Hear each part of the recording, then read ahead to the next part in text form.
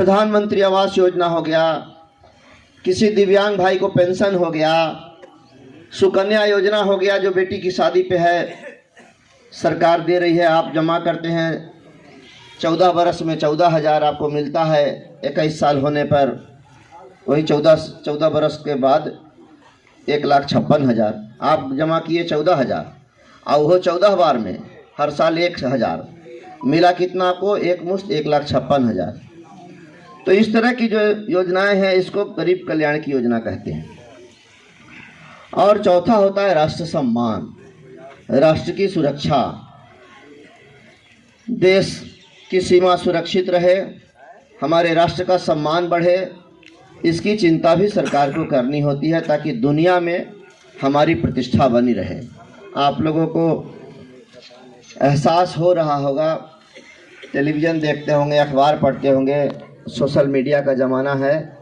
आज भारत की चमक, भारत की धमक, भारत का मान सम्मान और भारत की प्रतिष्ठा दुनिया में पहले के मुकाबले बहुत अधिक बढ़ा, बहुत अधिक।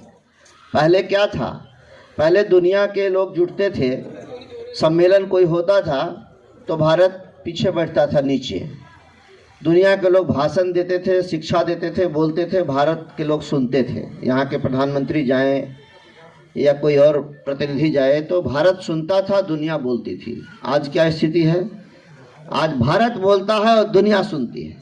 और दुनिया के धनी देश सुनते हैं, गरीब देश, छोटे देश नहीं। अभी G20 सम्मेलन हुआ दिल्ली में और पूरे देश में 60 जगह पर मीटिंग हुआ विदेशी मेहमानों के साथ। पटना में भी हुआ था एक मीटिंग, उसमें जो विदेशी प्रतिनिधि आए थे सब लोगों ने भारत को समझा, जाना और लोगों ने महसूस किया कि अब वो भारत नहीं है जो 2014 के पहले हुआ करता था। अब का भारत बदल गया है, ये मोदी का भारत है। यहाँ कितनी संभावना है पर्यटन की। अब विदेशी लोग आएगा, यहाँ घूमेगा, रहेगा, खाएगा, टैक्सी वाला को फायदा होगा, होटल वाला को फायदा होगा, सब लोग को फायदा होगा। तो देश में विदेशी धन आएगा तो हमारा देश आगे बढ़ेगा। तो इस तरह से हमारी प्रतिष्ठा भी आज पहले के मुकाबले बहुत बढ़ी है। धन के मामले में भी हम बहुत आगे हुए हैं। पहले हमारा कोई नंबर ही नहीं था, धीरे धीरे थोड़ा सा नंबर आया तो 2014 तक 11वां नंबर पर थे दुनिया में। 10 साल में हम 5वां नंबर पर आ गए। इंग्लैंड को भी हम लोग पछाड़ दिए जिसने हम लोगों के ऊपर 200 साल तक राज किया था। और हमारे प्रधानमंत्री जी ने कहा है कि अगले कार्यकाल में यानी 2024 से 29 के बीच में हम दुनिया की तीसरी आर्थिक ताकत बन जाएंगे।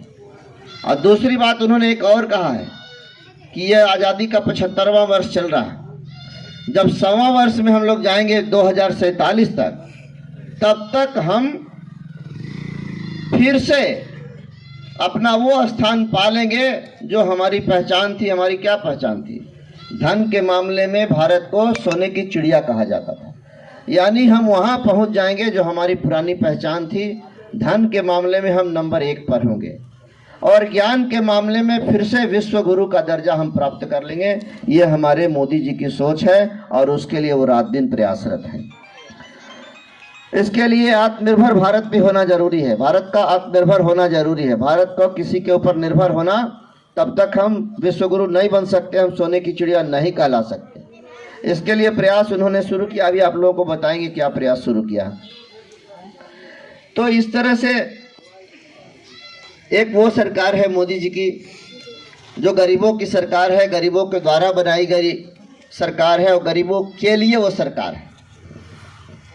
रात दिन देश के विकास के लिए, गरीबों के कल्याण के लिए, जन सुविधा के लिए काम कर रही है। और दूसरी तरफ क्या सरकार है? एक बिहार की सरकार है। कहती तो बहुत कुछ है, करती क्या है? शून्य। कहा कि हर खेत को पानी दे दें। आज से कई साल पहले नीतीश कुमार जी ने कहा ना कि हर खेत को पानी। इसी पंचायत को ले लीजिए, हर खेत को पानी, क्या मजाक है मित्रों। तो एक वो सरकार है और एक ये सरकार है। अभी 2 विषय ऐसा है इस राज्य के साथ, आप लोगों के भी बच्चों बच्चे कहीं बाहर पढ़ते होंगे तो बिहार का हर साल अरबों खरबों रुपया, हजारों हजार करोड़ रुपया केवल 2 विषय में यहाँ से बाहर जा रहा है। वो पैसा यदि बिहार में रहता तो समझ जाइए बिहार कहाँ से कहाँ पहुँच गया। तो केवल 2 चीज़ के लिए, पूछिए क्या? नंबर 1 शिक्षा। शिक्षा के लिए हमारे बच्चे बिहार से बाहर जा रहे हैं, अभिभावकों को भेजना पड़ रहा है, इसलिए कि यहाँ कोई व्यवस्था नहीं है। कोई दिल्ली भेज रहा है, कोई बंगलोर भेज रहा है, कोई नागपुर भेज रहा है, कोई कहाँ भेज रहा है, कोई कहाँ भेज रहा है, कोटा भेज रहा है कोचिंग के लिए। यहीं का पैसा न जा रहा है, चाहे दिल्ली जाए कि कोटा जाए कि बंगलोर जाए कि नागपुर जाए कि चाहे जहाँ जाए। और दूसरा, यहाँ का हजारों हजार करोड़ रुपया किस चीज़ में जा रहा है? इलाज के लिए। इलाज की कोई व्यवस्था यहाँ नहीं है, मुकम्मल व्यवस्था नहीं है। ऐसे सर्दी बुखार के लिए गए, टिकिया ले लिया, अलग बात है। कोई गंभीर बीमारी हो जाए तो यहाँ पूछो नहीं है, सीधे एम्स। आज भी 2 चिट्ठी एम्स के लिए दस्तखत करके तब वहाँ से चले। आज भी रोज प्रतिदिन कोई ऐसा दिन न होगा 10 आदमी मेरे पास नहीं आता कि दिल्ली जाए है इलाज करावे ला एम्स में, चिट्ठी दे देती है ले तो जल्दी हो जाता है। अगर पटना में ये सारी व्यवस्था रहती, पीएमसीएच आईजीआईएमएस अच्छा काम कर रहा होता, तो यहाँ का पैसा काहे दिल्ली जाता? नहीं जाता। तो फिर यहीं वो पैसा खर्च होता, यहीं का आदमी पैसा कमाता, चाहे दवाई बेच के कमाता कि डिटॉल बेच के कमाता कि चाहे जौन बेच के कमाता। तो ये यहाँ की सरकार है और एक भारत की सरकार है। मित्रों,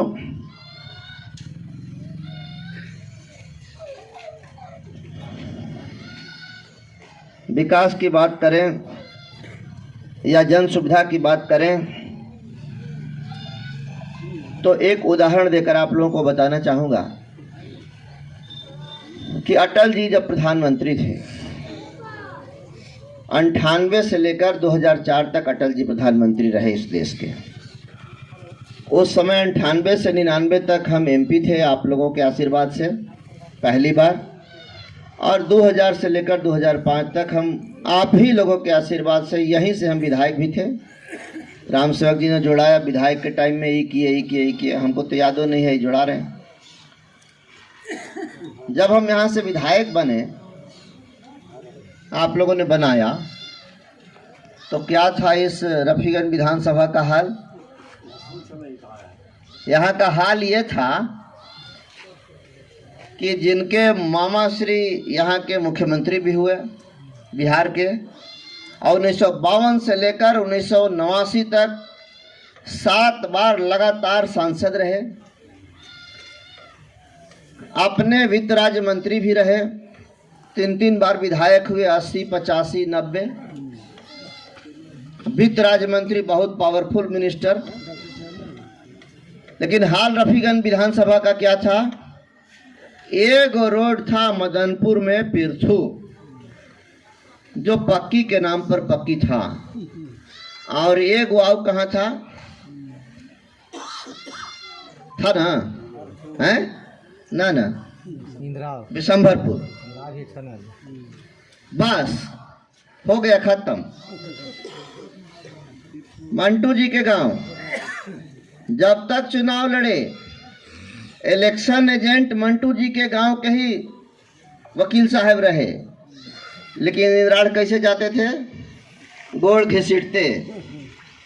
आज सुशील कुमार सिंह एमपी है और केंद्र में मोदी जी की सरकार है, और केंद्र सरकार के पैसे से कैसे जाते हैं मंटू जी से पूछ लीजिए। 4 तरफ से रोड है और डबल रोड है, सिंगल रोड नहीं है। LWE एक स्कीम है भारत सरकार की नक्सली जिला में सड़क बनाने का, उसमें डबल रोड बनता 18 फीट चौड़ा।